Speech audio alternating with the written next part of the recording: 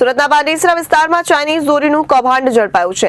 Zone 4 પોલીસની LCB ટીમે કરી કાર્યવાહી। સુરત પોલીસે 2 લોકોની અટકાયત કરી છે, ત્યારે પાંડેસરાના મારુતિનગરમાં ઝડપાયું આ કારખાનું। સુરતના પાંડેસરા વિસ્તારમાં ચાઇનીઝ દોરીનું રેકેટ ઝડપાયું છે।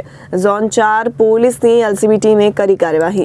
પોલીસે 2 લોકોની અટકાયત કરી છે। સુરતના પાંડેસરાના મારુતિનગરમાં ઝડપાયું આ કારખાનું, ત્યારે પોલીસે હાલ તો કારખાનુંને સીઝ કર્યું છે। પોલીસ દ્વારા લાખો રૂપિયાની ચાઇનીઝ દોરીનો મુદ્દામાલ જપ્ત કરાયો છે।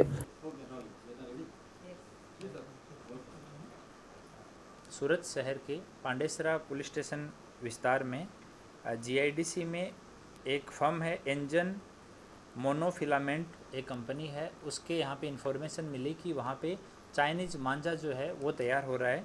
तो इस पे एलसीबी की टीम ने वहाँ पे जाके चेक किया, तो जो फाइन फिलामेंट यान है वो बनाने के लिए उन्होंने पूरा सेटअप किया हुआ था, लेकिन उसकी जगह पे वो पूरा चाइनीज़ मांझा वो बना रहे थे।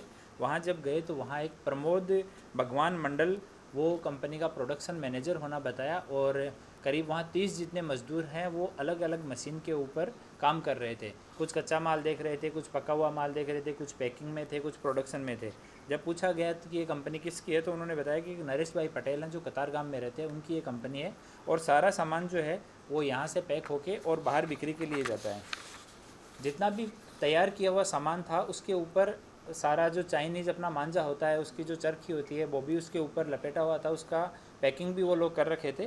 उसके ऊपर cobra gold for industrial use only ऐसा स्टिकर लगा के वो लोग बाहर भेज रहे थे, और इसी के हिसाब से उन्होंने बिल भी उसके तैयार किए हुए थे।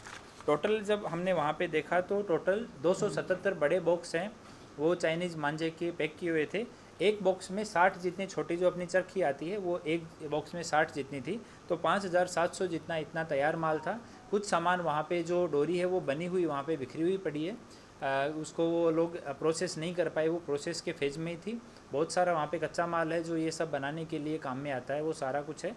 अभी एक जानवा जोग दाखिल करके तपास पीआई को दी गई है, और एफएसएल को, फैक्ट्री इंस्पेक्टर को और जीएसटी के अधिकारियों को सबको इन्फॉर्म किया गया है। तो आने वाले कल सोमवार को सभी लोग विजिट करके अपना रिपोर्ट देंगे।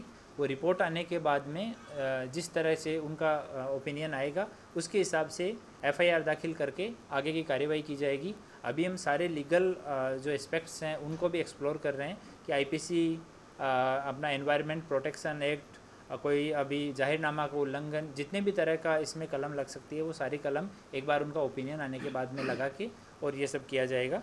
वहाँ जितने 30 जितने मजदूर थे सबका अभी इनिशियल स्टेटमेंट लिया गया है।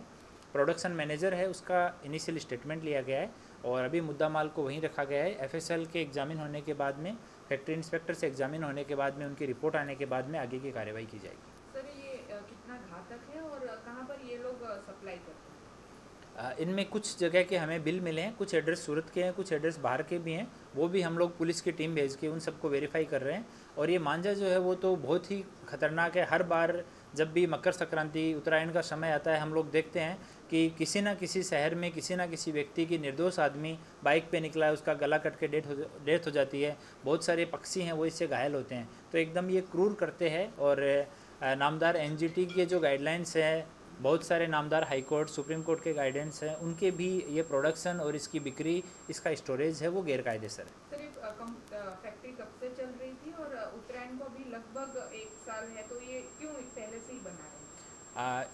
आरंभिक पूछताछ में इन्होंने बताया कि उत्तरायण के समय ये फैक्ट्री में प्रोडक्शन नहीं करते हैं, तब जो यान ये लोग बनाते थे वही यान बनाते हैं, क्योंकि उस समय जाहिरनामा होता है, उस समय पुलिस और दूसरी एजेंसियां स्ट्रिक्ट होती हैं और वो सब चेक करते रहते हैं।